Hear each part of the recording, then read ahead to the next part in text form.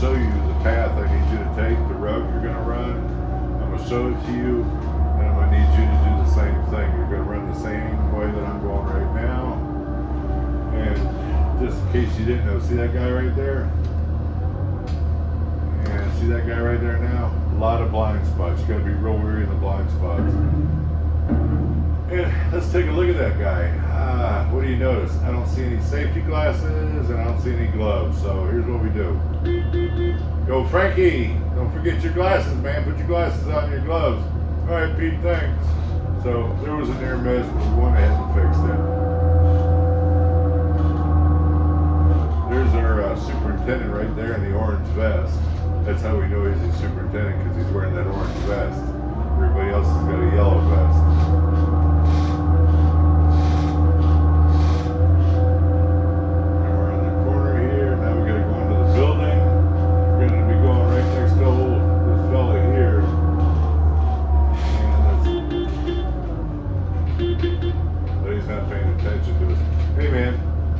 Listen, I'm going to be driving through here all day. How about if I beat my horn or you hear me coming, how about turn around and step back just a little bit and give me a little room to work? That's another near miss. He doesn't have his proper PPE on either.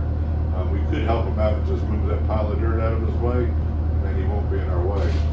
What else can we see here? Got a guy up on the second floor, no fall protection, he's not tied off. He can't hear my horn. What are we going to do about that? I can't get over there to him, so I'm going to go back here to that guy in the orange vest. He's the supervisor. He'll be able to take care of that guy and make that a safe situation. That's 3 near misses in 2.5 minutes. Near misses are all over the place. We just need to keep an eye out for them.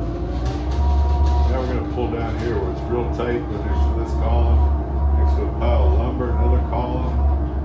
Be real careful down here. It's awful tight. Very tight. Here, scoop up the bucket. Another one overhead. We're going to put our bucket over top of this lumber and get our bucket loaded right here. Now we're thinking about our 4 seconds for safety while we're doing all this. Look at me, I didn't line up. God dang it. Rookie mistake.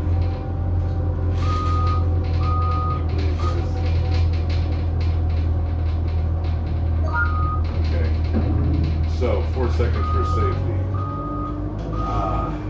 Do you need any help? Yeah, I need a spotter in here. You want a spotter? Where would you put the spotter? Because there's no room there. There's no room on this side. You have to go up a hill to get out of the way. Maybe this isn't the safest way to do it. We have to come down here, put our bucket over that pile of wood, and load our bucket out. But I don't think that's the safest way, pulling in and turning around. So let's do this. Let's put our forks on, okay? And move these 2 pallets of sandbags out of the way. Then we'll just come straight down the hill, go over the lumber there and get our load. And since I moved that guy's pile of dirt, he can be our spotter for us when we're backing out. So now we'll keep following the path. There we go right here. Oh, geez, there's a guy right there. Guy up here. None of them have their glasses or their goggles or gloves on, and they're not listening when I beat. None of them are moving out of the way. It's awful crowded down here. Alright, we're going to go put half the bucket on this blue truck, and then we got 2 trucks we're gonna load out, half a bucket on each truck. The skid steer can't reach this full-size truck, so we built a little ramp right here to get up, so we can load the truck up.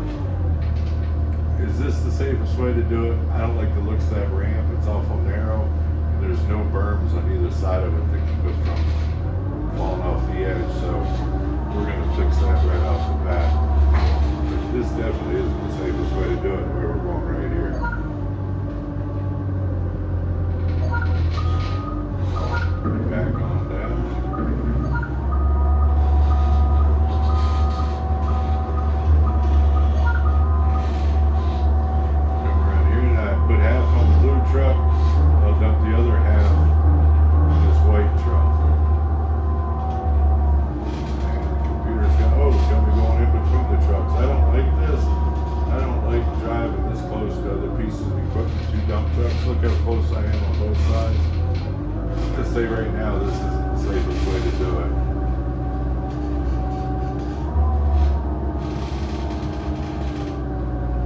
And anybody see a near miss here? Every time we park our equipment, vehicles, equipment, whatever, we always want to park where it's first move forward. This guy parked there, his first move, he's going to have to make his backing up. We want to avoid reversing all we can, especially when it's your first move. Always do first move forward.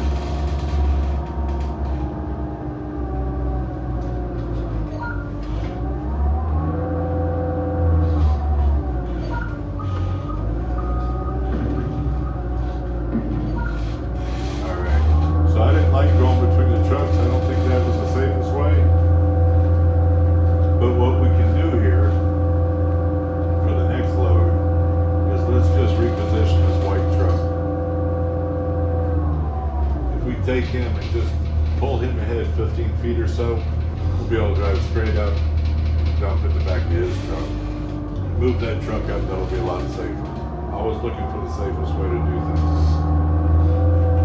So now we'll head up front. I've showed you what we got to do. You're going to go ahead and hop in here and you're going to do this for the rest of the day.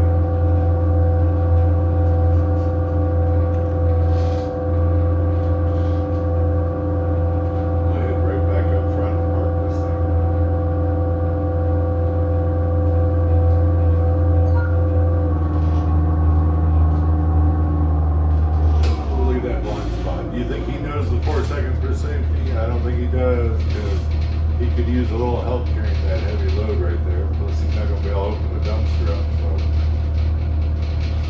4 seconds for safety. If you need some help, get some help. If you can't do it by yourself, get some help. Now we go up to our parking spot right up here.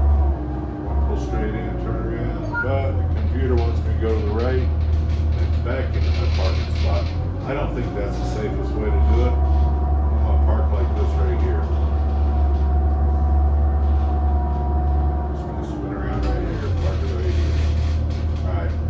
We gotta do what the computer says, so here we go. Pull in right here. And now we gotta back up 22 feet. 22 feet we're backing up. 22 feet and 16 feet. So we're backing up 36 feet that we don't need to. We didn't need to back up those 36 feet.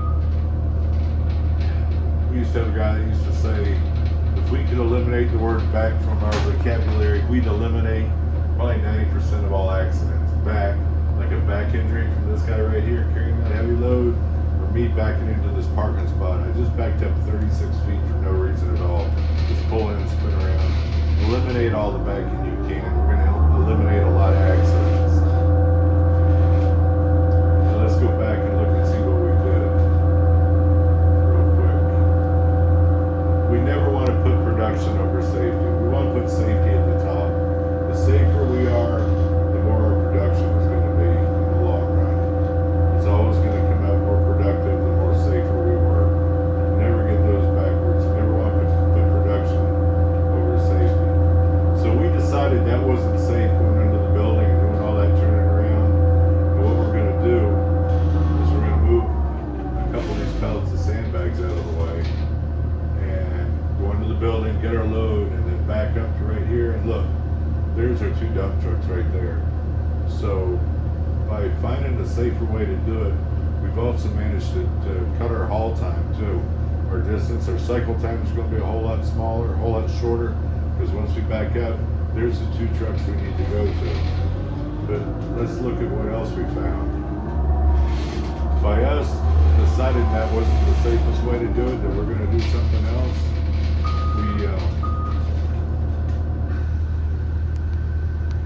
we found a quicker way to get in and out of the building, closer to the trucks, and then we're not going to be going by these guys over here. Those 3 guys that are working right there, we're staying away from them. They're going to be a whole lot more productive because we're not going to be driving behind them every 8 minutes or so. That guy that's working the hand-operated elevator, I think that's what that is. He's going to be okay. He's not going to be worried about the skid steer going behind him back and forth. The guy in the plate camp, he's getting that ready to pour some concrete. We're not going to be driving through his work area disturbing his grade. The guy, the carpenter up there building the forms, he doesn't have to worry about us going back and forth behind him all day. He's going to be productive, and we're going to be productive. So let's look at what we're doing. Let's remember the 4 seconds for safety. Am I trained? Do I know what I'm supposed to be doing? Do I know my directions? You know, that makes me qualified. If we're qualified, we're good to go. Do you have everything you need? Check your machine out. Make sure it's alcohol and everything on it's in good condition and safe to go. Do you need any help? Do you need a spotter? Do you need somebody to help you carry that heavy load? And number 4, before we get going, just take a breath, take a minute, look around, make sure that we are doing it the safest way possible. Do that at work. Take safety home with you.